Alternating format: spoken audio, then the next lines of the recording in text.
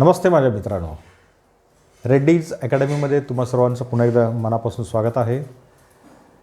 जर अद्याप माझ्या चॅनलला सबस्क्राईब केलं नसेल तर सबस्क्राईब करा आणि म्हणजे तुमचे सर्व जे व्हिडिओज आहेत ते व्हिडिओजचं अपडेट्स तुम्हाला वेळच्या वेळी तुम्हाला मिळत जाईल.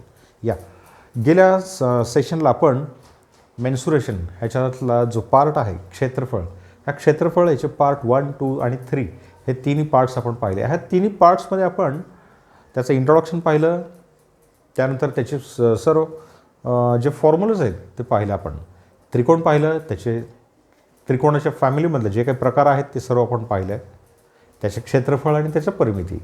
त्यानंतर चौकोन, ज्याला क्वाड्रिलॅटरल असं आपण म्हणतो, त्याचे प्रकार आपण पाहिले. त्यानंतर वर्तुळ आपण पाहिलं, त्याचे प्रकार पाहिले. रेग्युलर पॉलिगॉन, ज्याला सुसम बहुभुजाकृती असं म्हणतात, त्याच्याही क्षेत्रफळ कसे काढतात हे आपण पाहिलं. आणि ह्याच्या व्यतिरिक्त जे नॉन रेग्युलर प्लेन्स, ज्याला इररेग्युलर प्लेन्स असं म्हणतात, ज्याला अनियमित प्रतल, की ज्याला एक विशिष्ट कोणताही विशिष्ट आकार नसतो, अशा प्रकारच्या प्रतलांचं क्षेत्रफळ देखील कशा प्रकारे काढतात हे आपण पाहिलं.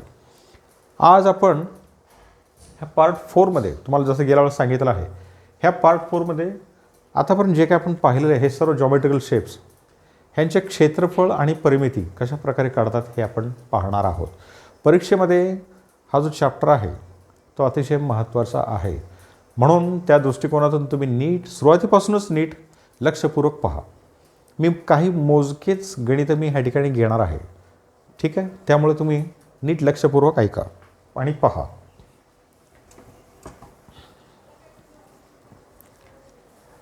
परीक्षेमध्ये आत्तापर्यंतच्या परीक्षेमध्ये जे पडलेले, जे रिपीट झालेले, अनेक वेळा रिपीट झालेले आहेत, असेच प्रश्न मी तुम्हाला ह्या ठिकाणी घेतलेले आहेत. पहिला प्रश्न, एक चौरस आहे. चौरस ज्याचं परिमिती 20 सेंटीमीटर आहे. चौरस आहे, त्या चौरसाचं परिमिती किती आहे? 20 सेंटीमीटर. तर त्याच्यावरून त्याचं क्षेत्रफळ किती आहे हे परीक्षेत बऱ्याच वेळाला विचारलेलं आहे, ठीक आहे. आता चौरसाचं क्षेत्रफळ ह्याचं सूत्र काय आहे? बाजूचा वर्ग. इथे आपण लिहिलं एरिया बाजूचा वर्ग, साईड स्क्वेअर, हे त्याचं सूत्र आहे. आता बाजू इथे दिलेला आहे का? नाही, बाजू दिलेलं नाही, पण परिमिती दिली. परिमिती म्हणजे काय? सर्व बाजूंची बेरीज. फॉर एक्झाम्पल आपण इथून घेतलं, इथून ही बाजू प्लस ही बाजू प्लस ही बाजू प्लस ही बाजू, ह्याला चौरस म्हणजे 4 बाजू असतात. त्या 4 बाजूवरून त्याची एक बाजूची किंमत काढा आणि मग एरिया काढा. आता पहा, perimeter equal to 4a 4a. कशाचं पेरीमीटर? हे स्क्वेअरचं. स्क्वेअरचं पेरीमीटर इक्वल टू 4a. किती आहे perimeter? 20 centimetre. 20 centimetre equal to 4 into A. आता एची किंमत काढायचं आहे. इथं 4 इथं मल्टिप्लाइड आहे, इकडे घ्या डिवाइड होईल. इथे गुणिले आहे, इकडे घेतल्यानंतर भागिले होईल, राईट. 20 भागिले 4 बरोबर ए. म्हणजे किती आलं? 4 पंचे 20, 5 सेंटीमीटर बरोबर ए आलं. आता हे ए म्हणजे काय?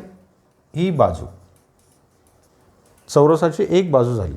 आता त्याच्यावरून त्याचं क्षेत्रफळ काढा. Area equal to A square. आपण पाहिलेलं आहे, 5चा वर्ग किती आहे? 25 सेंटीमीटरचा वर्ग. अतिशय इझी आहे, नीट समजावून घ्या. चौरसाचं परिमिती तुम्हाला दिलेलं आहे, पेरीमीटर 20 सेंटीमीटर्स. त्याच्यावरून त्याचं क्षेत्रफळ किती हे विचारलं आहे. परिमिती ह्याचं सूत्र आहे 4a. 20 सेंटीमीटर बरोबर 4 गुणिले ए. 20 भागिले, इथे 4 गुणिले आहे, इकडं आणलं भागिले केलं. 20 भागिले 4 बरोबर ए. 5 सेंटीमीटर. 20 भागिले 4 म्हणजेच 5 आलं, 5 सेंटीमीटर. ए म्हणजे काय?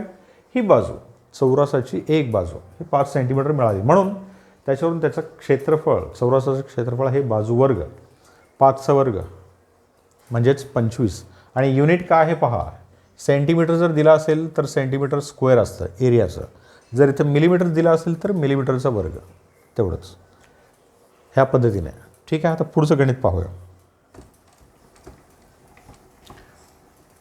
हे परीक्षेत बऱ्याच वेळा विचारलेलं आहे. हां, आता नेक्स्ट हे मी काही मोजके गणित मी काढून ठेवलेलं आहेत. 20 सेंटीमीटरचं एक रेक्टँगल आहे. रेक्टँगल म्हणजेच आयत ज्याच्या समोरासमोरची बाजू हे समान असतात. हे 20 सेंटीमीटर आहे आणि हे 15 सेंटीमीटर आहे. हे 20 सेंटीमीटर पाया लांबी आणि 15 सेंटीमीटर ही उंची आहे. तर त्यावरून त्याचं क्षेत्रफळ आणि परिमिती दोन्हीही काढूयात आपण. रेक्टँगलचं एरिया L/B असतं. लांबी गुणिले रुंदी. लांबी आहे 20, रुंदी आहे 15. किती झालं? 15 दुणे 30, 300 सेंटीमीटरचा वर्ग. आणि याचं परिमिती पेरिमीटर 2 कंसात लांबी अधिक रुंदी. 2 लांबी किती आहे? 20 अधिक रुंदी आहे 15. 2 गुणिले 20 अधिक 15 म्हणजेच 35 आणि 35 दुणे 70. इथे मात्र सेंटीमीटर येईल पहा, कारण हे पेरिमीटर म्हणजे फक्त अंतर असतं, सभोवतालचं अंतर. ते सेंटीमीटर. सेंटीमीटर असेल तर सेंटीमीटर, मिलीमीटर असेल तर मिलीमीटर घ्या, मीटर असेल तर मीटर घ्या. जे काही दिलेलं आहे ते त्याचं युनिट असेल. पुन्हा एकदा चेक करा. चौकोन दिलेला आहे ठिकाणी, रेक्टँगल आयत 20 सेंटीमीटर आणि 15 सेंटीमीटर दिले. त्यावरून त्याचं क्षेत्रफळ आणि परिमिती काढा. हे दोन्हीही विचारलेलं आहेत. तर चौकोनाचं क्षेत्रफळ हे लांबी गुणिले रुंदी असतं. लांबी आहे 20 आणि रुंदी आहे 15. त्याच्यावरून त्याचं क्षेत्रफळ आलं 300 सेंटीमीटर स्क्वेअर आणि परिमिती 2 कंसात लांबी अधिक रुंदी. 2 कंसात 20 अधिक 15 हे 20 आणि हे 15. 2 गुणिले 35 70 सेंटीमीटर. अतिशय साधा आणि सोपं अशा प्रकारचे म्हणजे प्रश्न हे परीक्षेत विचारलेली आहेत. पुढचा प्रश्न आपण पाहूया. पुढचा प्रश्न आपण सेक्टरचा आपण घेऊ. सेक्टर म्हणजेच पाकळी. ओके, इथे त्याचं सेंटर पॉईंट. ओके, हा मधला अँगल जो आहे तो 45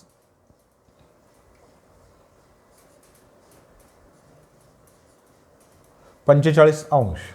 ओके, इथून हे काय असणार आहे? त्रिज्या. तुम्हाला त्रिज्या दिलेला आहे.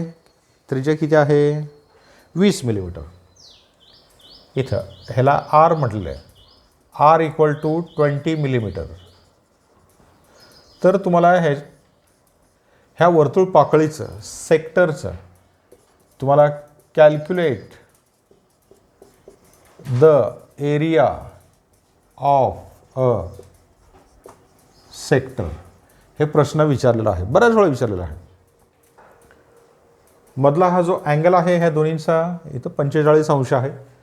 ह्याची त्रिज्या आहे 20 मिलीमीटर. तर तुम्हाला काय विचारलेलं आहे? ह्या सेक्टरचं म्हणजे ह्या पाकळीचं वर्तुळ पाकळीचं क्षेत्रफळ विचारलं. वर्तुळ पाकळीचं क्षेत्रफळ काय आहे? इथं लिहितो मी. Area equal to 1/2 R square into theta R. इथं छोटा आर लिहू आपण म्हणजे तुमच्या लक्षात येईल. आर हे आर म्हणजे हे थिटा आर म्हणजे काय आहे? Theta in Radiance.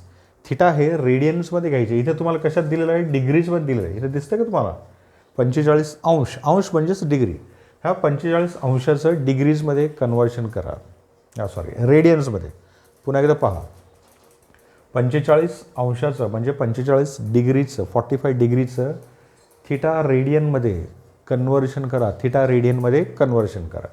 आता हे थिटा रेडियनमध्ये कन्व्हर्शन करण्यासाठी इथं π/180 इंटू थिटा डिग्रीज हे त्याचं कन्व्हर्शनचं सूत्र आहे. हे लक्षात घ्या. मी तुम्हाला सांगितलेलं पण आहे. π/180 इंटू 45 इथं 45 आहे म्हणून हे 45 डिग्रीज. इथं 180 डिग्रीज. ओके, इथं पण 180 डिग्रीज. 45 आणि हे 180. 45 एक्क आणि 45 चोक.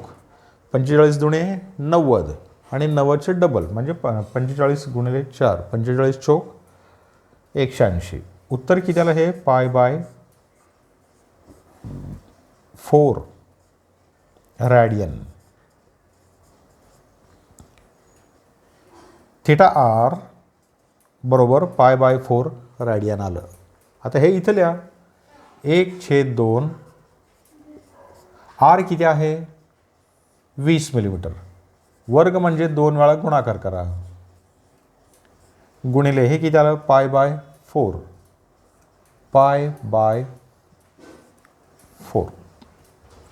π/4 रेडियन्स. इथं काढलं आहे आपण, हे तिथं लिहायचं. करा. 2 10 20. 4 1 4. 4 5 20. 10 गुणिले 5 म्हणजे किती आलं? 50. आणि हे 3.14. आणि ह्यांचं गुणाकार करा इथेच. 0 इथे ठेवून टाकलं. 5 चोक 20. हातचे 2. 5 1 5 आणि 2 7. 5 त्रिक 15. आणि हे 2 अंक 157. उत्तर किती आला? 157 युनिट. इथं मिलीमीटर आहे, मिलीमीटरचा वर्ग.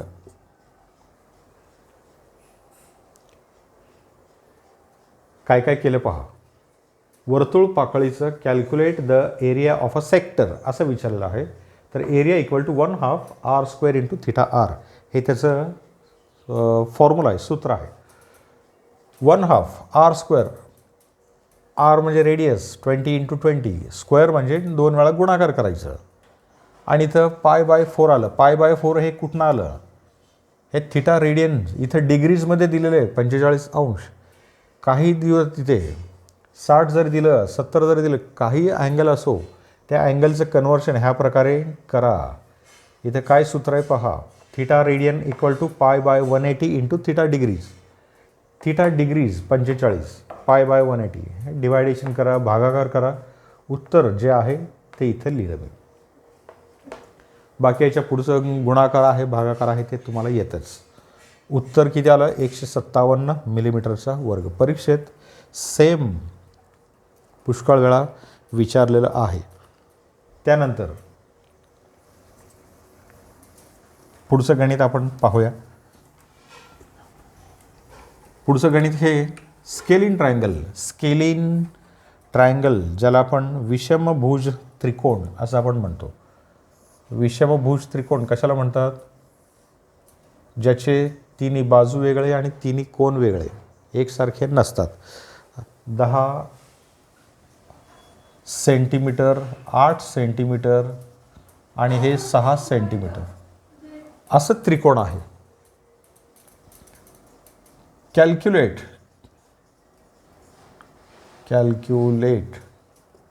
The area of a scalene triangle.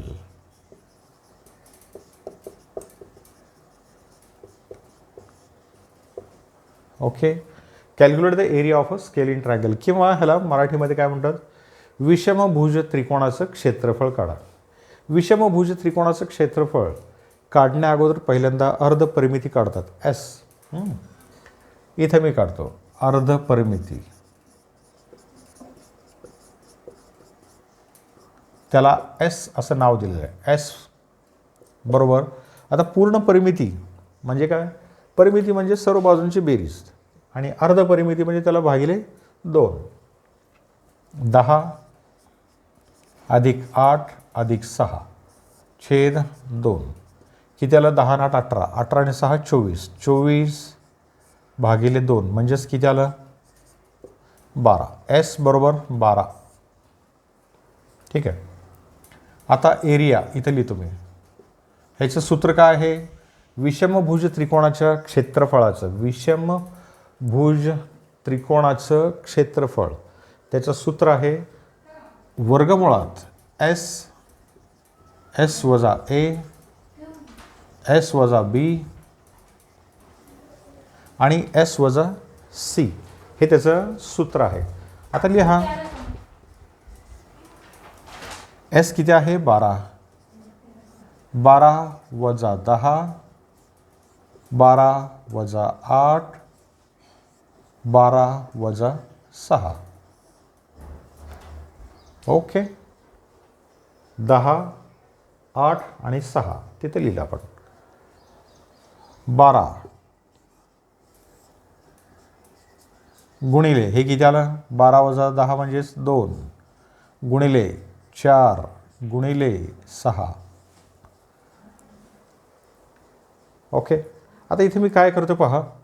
आता हे थोडंसं जर आपण अशा ठिकाणी जरा डोकं लढवून जेवढं सिम्पल करता येतं, साधं करता येतं तेवढं साधं करायचं. आता मी काय करतो पहा, हे अशा पद्धतीने तुम्हाला देखील बऱ्याच वेळा करता येतं. कॅल्क्युलेशन्सच्या मागे लागू नका. इथे मी काय करतो पहा, इथे 12 आहे, 2 गुणिले 6 म्हणजेच काय येतं 12च. हे 12 इथं लिहितो मी, 2 गुणिले 6, हे 2 आणि 6 जवळ आणलं, हे 4 म्हणजेच काय 2 गुणिले 2. फक्त विभागणी केली आपण, काही वेगळं असं काही केलेलं नाही. हे 12ला 12 इथं लिहिलं, हे 2ला 2 लिहिलं, हे 6 इथं जवळ आणलं ह्याच्या, आणि हे 4 जे आहे त्या 4चं फोड केलं, 2 गुणिले 2. आता काय येतं पहा, हे 12 आणि हे किती येतं 12,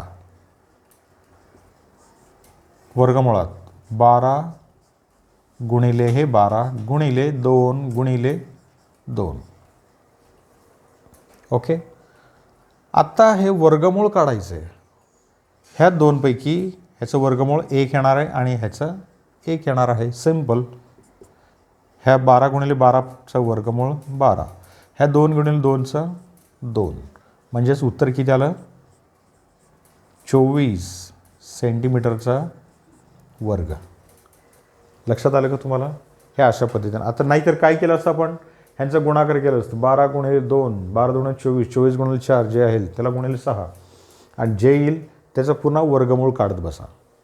वर्गमूळ कसं काढतात हे पण आपण शिकलो आहे, काय घाबरू नका. फक्त थोडंसं तुमचा वेळ थोडं जास्त जाईल. पण इथेच आपण हे अशा पद्धतीने जर फोड विभागणी केली, वर्गसंख्या जर आपण मिळवायचं जर प्रयत्न करून जर आपण सोडवायचा प्रयत्न केला, तर उत्तर हे पटकन तुम्हाला मिळून जाईल. पहा, अतिशय साधं आणि सोपं. स्केलिंग ट्रायंगल, ज्याला विषमभुज त्रिकोण म्हणतो, त्याचं क्षेत्रफळ काढण्याअगोदर अर्धपरिमिती काढा. सर्व तिन्ही बाजूंच्या बेरजेला 2ने भागा, जे येईल त्याला एस म्हणा. क्षेत्रफळ area under root of S, S minus A, S minus B आणि एस मायनस सी. सोडवा आणि तुमच्या पुढे आहे. Simple, as simple as. पुढे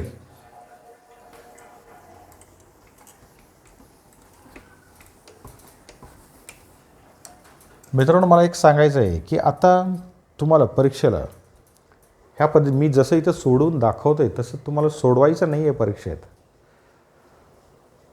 तुम्हाला ऑब्जेक्टिव्ह टाईपचे प्रश्न आहेत, पण त्याचे 4 ऑप्शन्स हे दिलेले असतात, ए बी सी डी. पण त्यातलं उत्तर बरोबर आहे का नाही हे चेक करण्यासाठी ह्या पद्धतीने मात्र तुम्हाला सोडवावंच लागेल. त्याशिवाय दुसरं ऑप्शन नाही किंवा दुसरं कोणताही शॉर्टकट नाही. पुढचा प्रश्न आपण पाहूया. असंच एक काटकोन त्रिकोण आहे.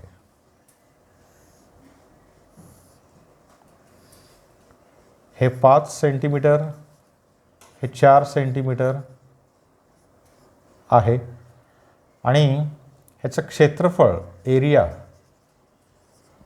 अँड पेरिमीटर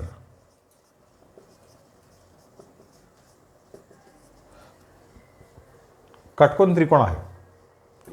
त्याचं क्षेत्रफळ आणि त्याचं परिमिती हे दोन्हीही विचारलेलं आहे. आता पहा, काटकोन त्रिकोणाचं क्षेत्रफळ म्हणजेच काय? काटकोन त्रिकोणाचं क्षेत्रफळ 1/2 पाया गुणिले उंची यल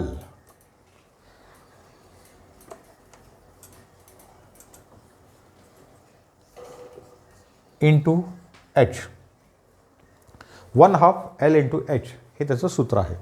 आता पहा, एल म्हणजे हे 4 आहे, एच म्हणजे हे आहे उंची. उंची दिलं आहे का? दिलेलं नाही. म्हणजे उंची अगोदर तुम्हाला कॅल्क्युलेट करून काढावं लागेल, बरोबर आहे का? क्षेत्रफळ काढण्यासाठी पाया आणि उंची हे लागतं, पण इथे तुम्हाला कर्ण दिलेलं आहे, म्हणून पहिल्यांदा तुम्हाला क्षेत्रफळ काढण्यासाठी उंची ही कॅल्क्युलेट करून काढावी लागेल. आता काटकोन त्रिकोण आहे, ह्या काटकोन त्रिकोणामध्ये कर्ण माहिती आहे, पाया माहिती आहे. उंची काढण्यासाठी किंवा जी मिसिंग साईड आहे, जी बाजू आपल्याला दिलेली नाही, ती कॅल्क्युलेट करण्यासाठी पायथागोरसचं थेरम किंवा पायथागोरसचं सिद्धांत हे आपल्याला वापरावं लागतं. पायथागोरसचं सिद्धांत काय सांगतं? कर्ण वर्ग बरोबर पाया वर्ग अधिक उंचीचा वर्ग, बरोबर आहे की नाही? हे कर्ण वर्ग, hypotenuse square equal to base square plus height square. आता कर्ण किती आहे? 5, 5चा वर्ग बरोबर पाय किती आहे? 4चा वर्ग अधिक उंची हे एच, एचचा स्क्वेअर माहीत नाही, काढा. 5चा वर्ग किती आहे? 25 बरोबर 4चा वर्ग किती आहे? 16 अधिक एचचा वर्ग माहीत नाही, तसंच ठेवा.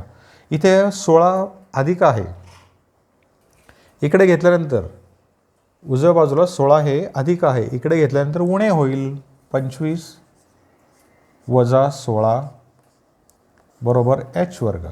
25 वजा 16 म्हणजेच किती आलं? 9 बरोबर एच वर्ग. इथे एच वर्ग आहे, आपल्याला काढायची किंमत एच वर्ग आहे, म्हणून त्याचं वर्गमूळ काढ, दोन्ही बाजूंचा वर्गमूळ काढून 3 बरोबर एच. एच बरोबर किती आलं? इथं लिहितो मी 3 सेंटीमीटर. आता ह्या सूत्रात ठेवून टाका. 1/2 लेंथ आहे 4, उंची आहे एच आहे 3. इथं बे एक बे, बे दुणे 4, 2 गुणिले 3 म्हणजेच किती आलं? 6 सेंटीमीटरचा वर्ग. हे झालं एरिया. आता पेरीमीटर, तिन्ही बाजूंची बेरीज, पेरीमीटर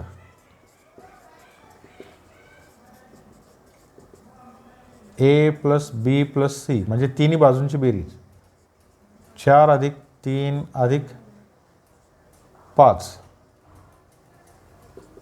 4 3 आणि 5, 4 आणि 3 7 आणि 5 12 सेंटीमीटर. सोपा आहे की नाही पहा. काटकोन त्रिकोण दिलेला आहे, कर्ण दिलेला आहे, पाया दिलेला आहे, त्यावरून त्याचं क्षेत्रफळ काढा विचारलेलं आहे. आता क्षेत्रफळ काढण्यासाठी उंची ही माहिती पाहिजे, म्हणून पहिल्यांदा उंची पायथागोरसच्या प्रमेयावरून काढून घेतलं, उंची मिळाली आणि नंतर ह्या क्षेत्रफळाच्या सूत्रात आपण टाकलं, क्षेत्रफळ मिळालं. आणि परिमिती, परिमिती म्हणजे सर्व बाजूंची बेरीज, सम ऑफ ऑल साइड्स. हे ह्या पद्धतीने सोडवता येतं तुम्हाला. आणि हे सर्व फॉर्म्युलाज आपण कशा पद्धतीने आलेले आहेत ते देखील आपण पाहिलेले आहेत. त्यानंतर त्याचा पुढचा प्रश्न आपण पाहूया. मित्रांनो, हे जे प्रश्न आपण पाहतोय हे परीक्षेत जसेच तसे पडलेलं आहे, बऱ्याच वेळा रिपीट झालेलं आहेत आणि बऱ्याच वेळा फक्त त्याच्या किमती बदललेल्या आहेत आणि प्रश्न तेच आहेत. आता ह्या ठिकाणी पुढे समलंब चौकोन एक आहे,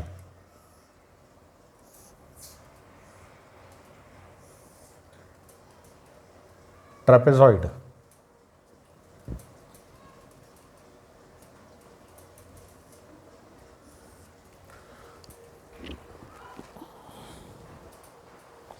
तीस 20 आणि 15. हे 30 सेंटीमीटर, हे 20 सेंटीमीटर आणि लंब उंची जी आहे ती दिलेली आहे 15 सेंटीमीटर.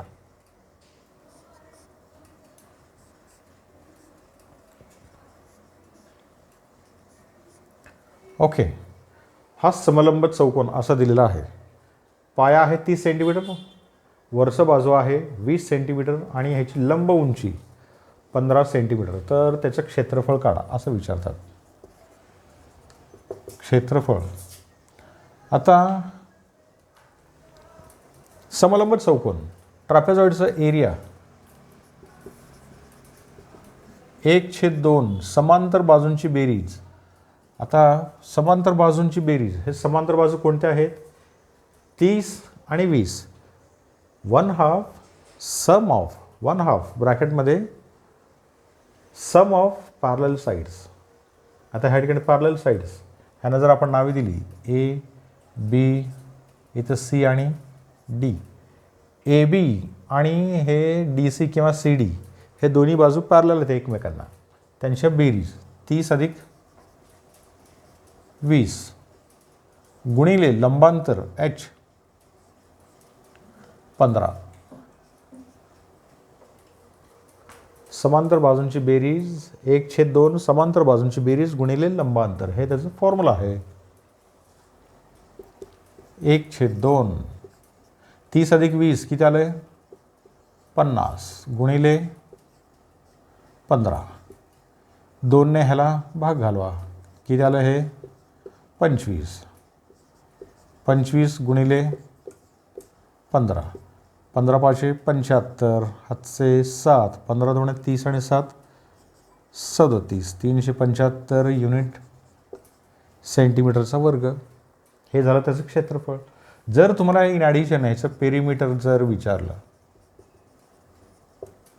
पेरिमीटर सर्व बाजूंची बेरीज, इथं सर्व बाजूंची बेरीज जर काढायचं असेल तर तुम्हाला ही बाजू कॅल्क्युलेट करावी लागेल.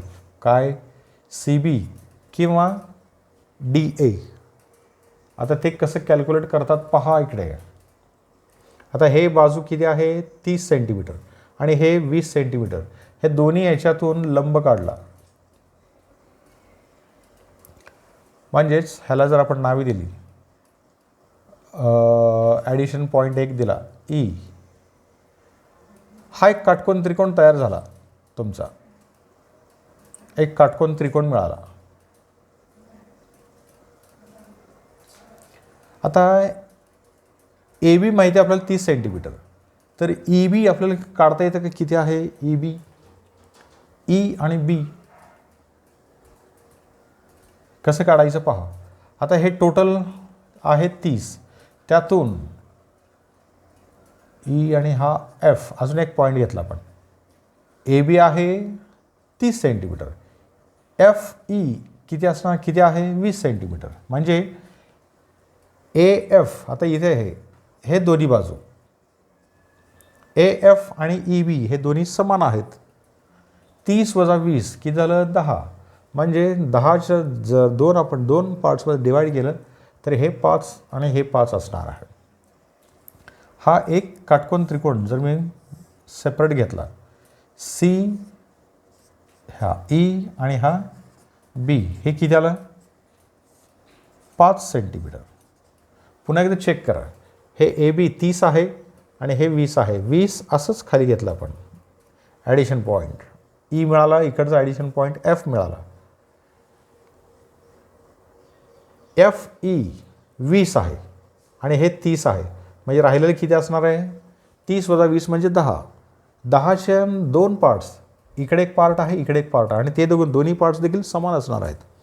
10चे निम्म म्हणजे इकडे 5 आणि इकडे 5, हे 5 सेंटीमीटर.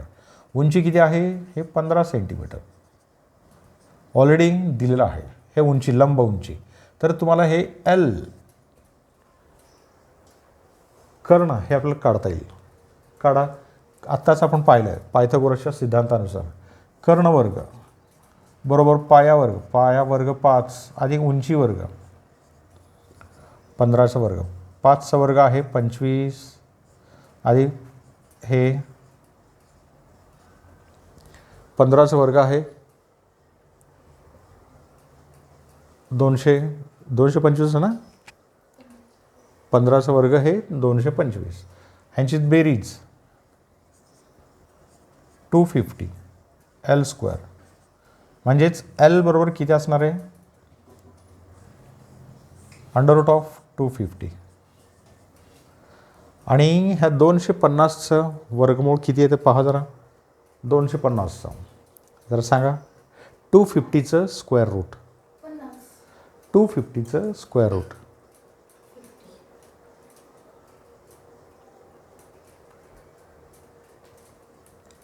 इथे आपण पाहूया 15.81. हे आपण वर्गमूळ कसे काढतात हे आपण शिकलेलो आहोत. इथं वर्गमूळ काढण्यात मी वेळ घालवणार नाही, त्यामुळे मी तुम्हाला डायरेक्ट उत्तर सांगितलं. L 15.81 centimetre. हे जर CB जर 15.81 असेल तर DA हे देखील 15.81 असणार आहे. आणि इथं परिमिती, ह्याचं परिमिती पेरीमीटर बरोबर 30 प्लस हे 20 प्लस 2 इंटू, इथं मी ब्रॅकेटमध्ये लिहितो,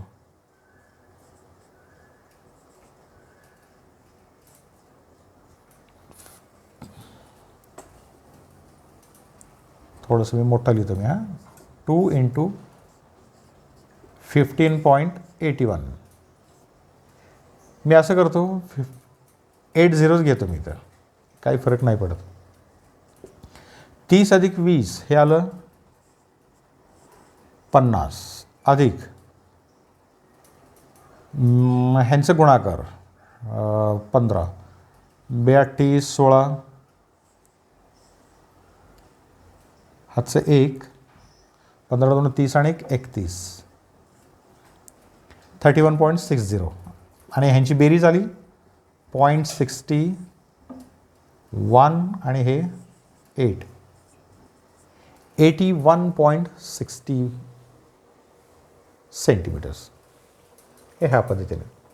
एकाच वेळेस एवढं मोठं गणित तुम्हाला विचारणार नाहीत, पण बाय चान्स जरी विचारलं तरीही काही घाबरायचं कारण नाही. ह्या पद्धतीने त्याचं एलची किंमत काढा आणि मग पेरीमीटर. पेरीमीटर म्हणजे सर्व बाजूंची बेरीज. ही बाजू AB प्लस DC. AB किती आहे 30, DC किती आहे 20. आता हे BC प्लस AD. आता BC काढले आपण 15.81. हे L म्हणजेच काय इथं घेतलं आपण, ओके 15.81. हे पण L आहे आणि हे पण L आहे, म्हणून इथं 2 ब्रॅकेटमध्ये 15.80 असं केलेलं आहे. एकदा पहा, मग त्यानंतर आपण पुढच्या गणिताकडे जाऊया.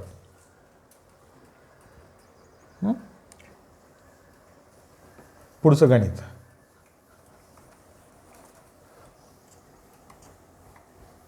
हे मी मुद्दाम जरा मोठे मोठे गणितं घेत आहे. मी एकाच गणितामध्ये आपण 2-3 ऑप्शन्स काढत आहोत. परीक्षेमध्ये एवढा वेळ नसतं. परीक्षेमध्ये तुम्हाला काहीतरी एकच विचारतात. एक तर त्याचं क्षेत्रफळ काढा म्हणतील, नसेल तर एक परिमिती काढा असं म्हणतील. पुढचा जो प्रश्न आहे तो मात्र बऱ्याच वेळा रिपीट झालेला आहे. ते पहा, एक वर्तुळ आहे, त्या वर्तुळात जास्तीत जास्त क्षेत्रफळ असलेलं चौरस जर कापलं, वर्तुळाकृती पत्रा आहे, सर्क्युलर शेपमध्ये एक पत्रा आहे, शीट आहे, मेटॅलिक शीट, त्यामध्ये मॅक्सिमम एरिया असलेलं स्क्वेअर हे कापलं तर उरलेल्या भागाचं क्षेत्रफळ काढा, असं एक वाक्यात तुम्हाला प्रश्न देतात. ते आपण काढूया. याचा सेंटर पॉईंट इथं घेतला. आता जास्तीत जास्त क्षेत्रफळ असलेलं चौरस म्हणजेच काय येईल, हा पॉईंट मिळवला, हा पॉईंट मिळवला, हा पॉईंट मिळवला, हे जोडा. ओके, हे पण जोडा, नंतर हे पण जोडा आणि हे पण जोडा. ओके, हा जास्तीत जास्त क्षेत्रफळ असलेला चौरस. ह्याच्यापेक्षा मोठं क्षेत्रफळ, मोठ्या क्षेत्रफळाचं चौरस हे आपल्याला मिळणं शक्य नाही. आता तुम्हाला विचारलं काय, ह्या भागाचं क्षेत्रफळ काढा, राहिलेल्या भागाचा. Calculate the area of remaining part of a sheet. ह्या वर्तुळाचा तुम्हाला व्यास दिलेला आहे, डायमीटर किती आहे, 40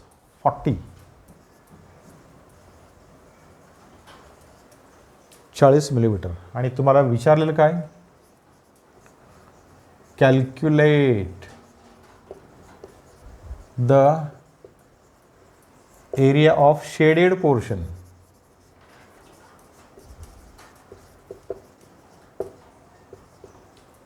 calculate the area of shaded portion किंवा calculate the area of remaining part. हा जो शेडेड पोर्शन आहे, रेखांकित भाग जो दाखवला आहे, तो राहिलेला पार्ट. आता इथे काय करावं लागेल पहा, वर्तुळ आहे, त्या वर्तुळात जास्तीत जास्त क्षेत्रफळ असलेला चौरस हे कापलेलं आहे. म्हणताना वर्तुळाचं क्षेत्रफळ अगोदर काढावं लागेल आणि चौरसाचं क्षेत्रफळ काढावं लागेल, दोन्हींचं मायनस करावं लागेल. वर्तुळाच्या क्षेत्रफळातून चौरसाचं क्षेत्रफळ हे वजा करावं लागेल, म्हणजे तुम्हाला उत्तर मिळेल. साधा आहे. चला आता वर्तुळाचं क्षेत्रफळ, वर्तुळाचे क्षेत्रफळ काय आहे, पाय आर स्क्वेअर.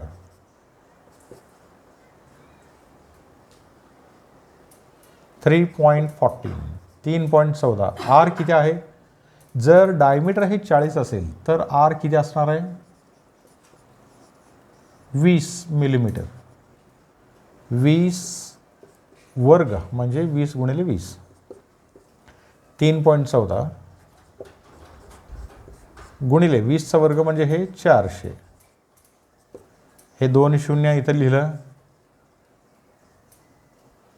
4 चौक 16, हातचे 1, 4 आणि 1 5 आणि 4 त्रिक 12. 1256 आणि हे 2 म्हणजे 1256 मिलीमीटरचा वर्ग. हे कशाचं आहे, वर्तुळाचं क्षेत्रफळ आहे, सर्कलचं एरिया आहे. पण ह्या स्क्वेअरचं आपल्याला काही साईजेस दिलेले आहेत का. आता ह्या स्क्वेअरचं म्हणजे ह्या चौरसाचं क्षेत्रफळ आपल्याला काढायचं आहे.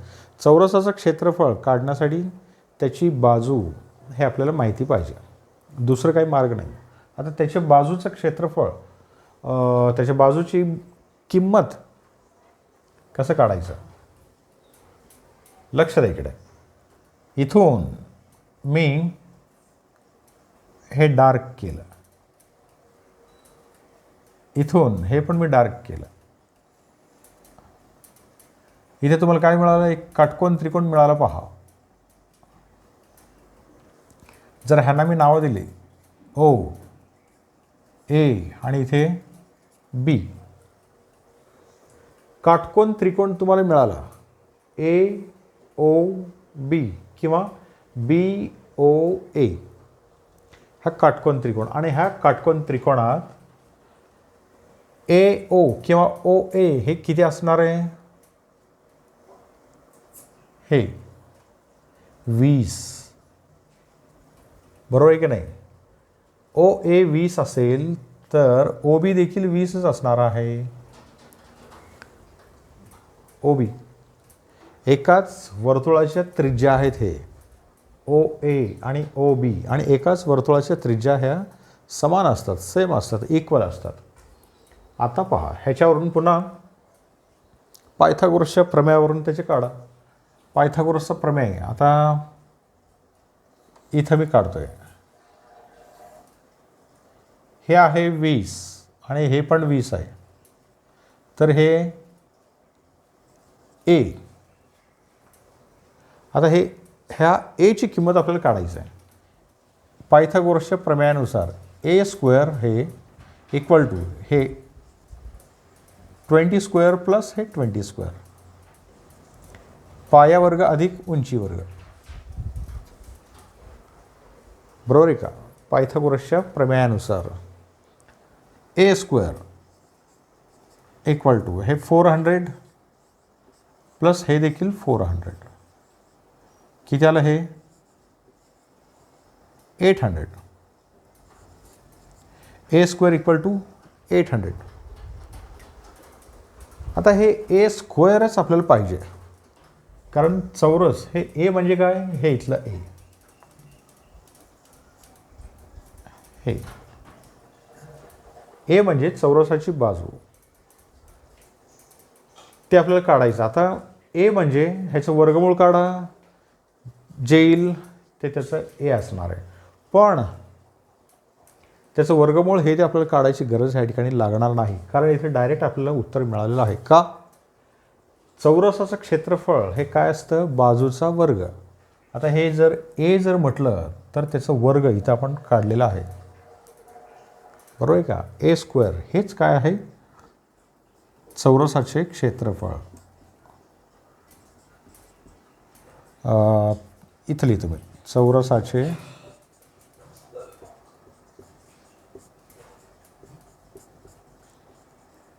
क्षेत्रफळ. ए स्क्वेअर म्हणजेच 800 हे मिळालं तुम्हाला, रेडीमेड मिळालं. आत्ता वर्तुळाचे क्षेत्रफळ हे आहे आणि चौरसाचे क्षेत्रफळ हे आहे. मग ह्या उरलेल्या भागाचं क्षेत्रफळ म्हणजेच दोन्हींचं मायनस करा. आता उरलेल्या भागाचे क्षेत्रफळ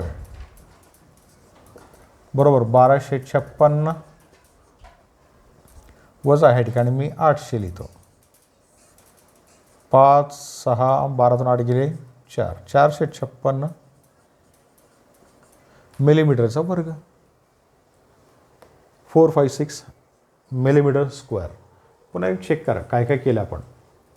वर्तुळाचं क्षेत्रफळ आपण काढलं, सिंपल आहे, पाय आर स्क्वेअर ह्या सूत्राने 1256 मिलीमीटर स्क्वेअर मिळालं.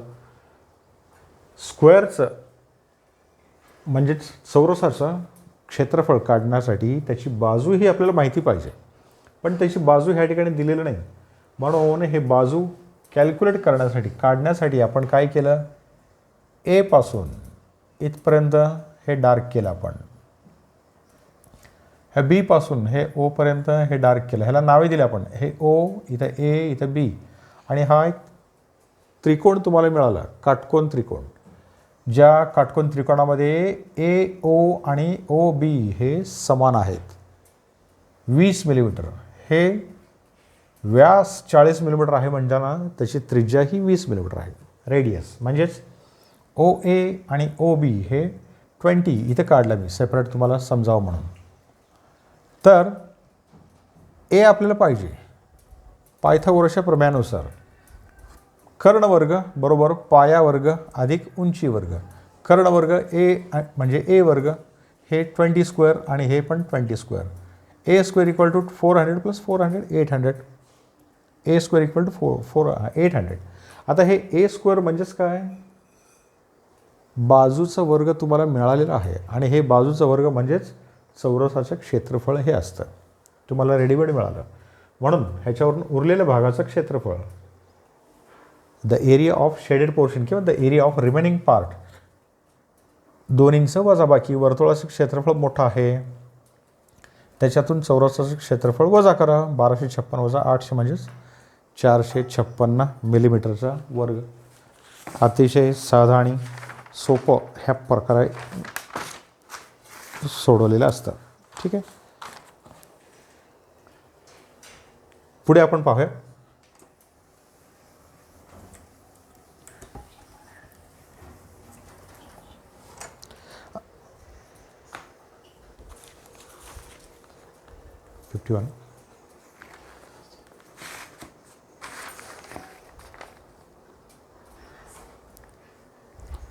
शेवटचं एक गणित घेऊया, मग आपण थांबूया. रेग्युलर पेंटागॉन, एक पेंटागॉन ह्या ठिकाणी घेऊया.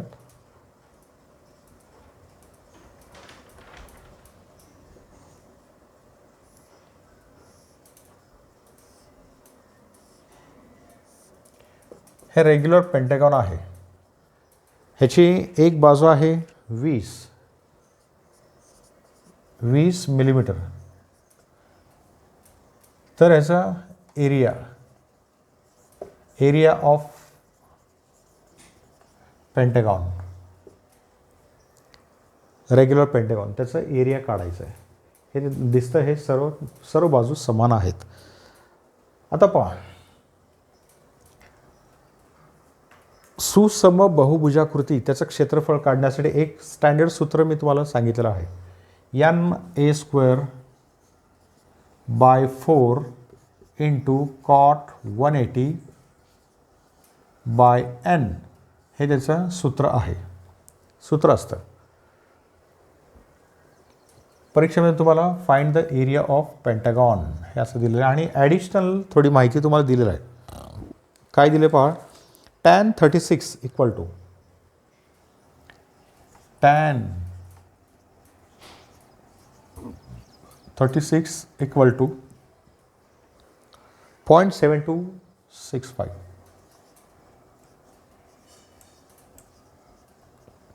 हे एक्झाम म्हणजे त्या प्रॉब्लेममध्येच दिलेलं आहे. ओके, आता ह्या रेग्युलर पेंटागॉनचं किंवा ह्या रेग्युलर पॉलिगॉनचं, पेंटागॉन असेल, हेक्झागॉन असेल, सप्टा, ऑक्टा, काही असेल, त्या सर्वांच्यासाठी एकच फॉर्म्युला आहे. एन म्हणजे काय, नंबर ऑफ साईड्स. किती आहे नंबर ऑफ साईड्स? हे 5. ए किती आहे 20, 20चा वर्ग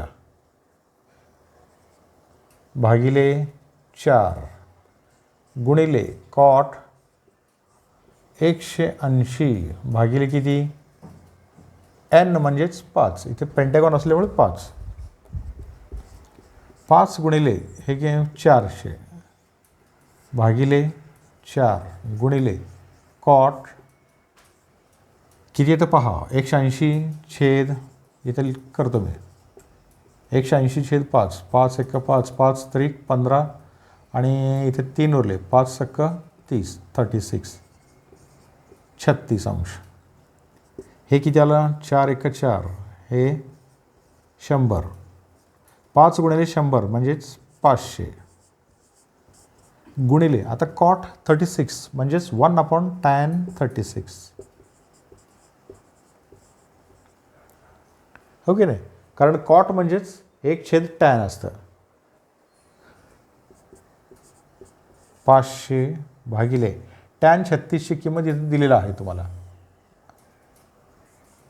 0.7265. आणि ह्याचं भागाकार जर केला तर डायरेक्ट तुम्हाला उत्तर मिळून जाईल. किती आहे उत्तर? 688.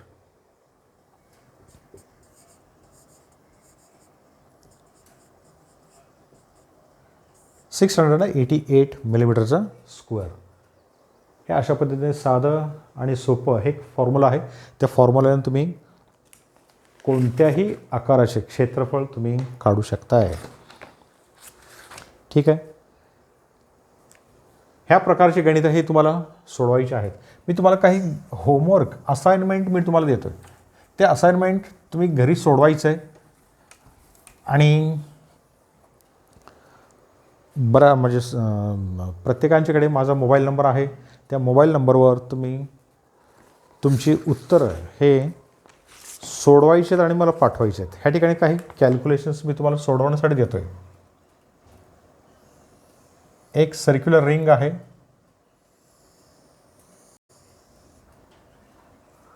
इथून हे छोटं आर आहे आणि हे मोठं आर आहे. तर ह्याचा क्षेत्रफळ काढायचं आहे. आर आणि आर, कॅपिटल आर आहे 60 मिलीमीटर आणि हे 40 मिलीमीटर. तर तुम्हाला एरिया काढायचा आहे. हे झालं फर्स्ट. सेकंड आहे आयसोसेलेस ट्रायंगल आहे. आयसोसेलेस म्हणजे काय? दोन बाजू समान असतात. समद्विभुज त्रिकोण. ह्या समद्विभुज त्रिकोणामध्ये हे आहे 25 मिलीमीटर आणि हा मधला कोन आहे 60 अंश. तर ह्याचा एरिया काढा. हे तुम्हाला असं विचारलेलं आहे.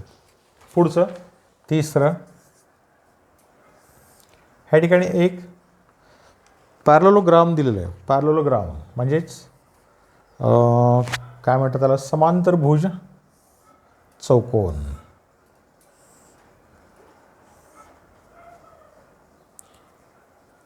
ओके, ही बाजू आणि ही बाजू हे दिलेलं आहे. हे किती आहे? 60 सेंटीमीटर आणि हे आहे 40 सेंटीमीटर. ओके, हे 60 आहे, हे 40 आहे. ह्याच्यामध्ये दोन होल पाडले, छिद्र पाडले आहेत.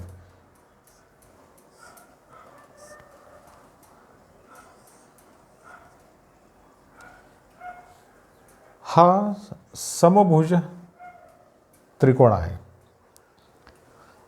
आणि हे सर्कल आहे. ओके, समभुज त्रिकोण ह्याच्या बाजू किती आहे? 12 मिलीमीटर आणि ह्या वर्तुळाचा व्यास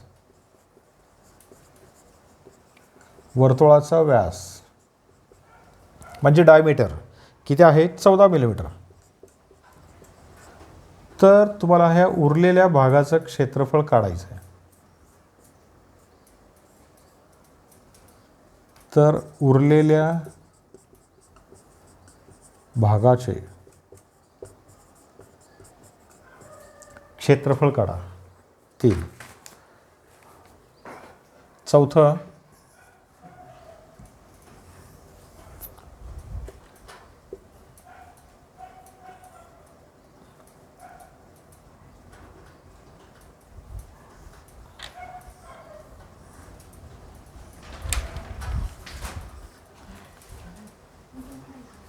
वर्तुळात हे षटकोन कापलेलं आहे.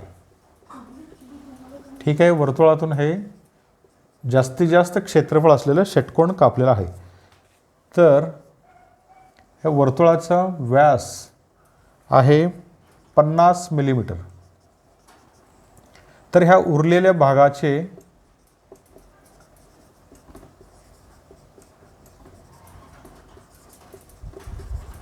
क्षेत्रफळ, ह्याचं व्यास आहे 50 मिलीमीटर. बऱ्याच वेळ तुम्हाला इथे लोगो येतं, त्या लोगोमुळे तुम्हाला कदाचित दिसणार नाही. मी तुम्हाला इथं देतो आहे 50 मिलीमीटर. ओके, ह्याचं वर्तुळाचं व्यास आहे 50 मिलीमीटर. तर त्यावरून त्याचं उरलेल्या भागाचं क्षेत्रफळ काढा. आणि लास्ट आहे 5वं, एक अंडाकार आहे, त्याचं क्षेत्रफळ काढायचं आहे. ह्याच्यामध्ये मेजर ॲक्सिस आणि मायनर ॲक्सिस असतात. ह्याला मेजर ॲक्सिसला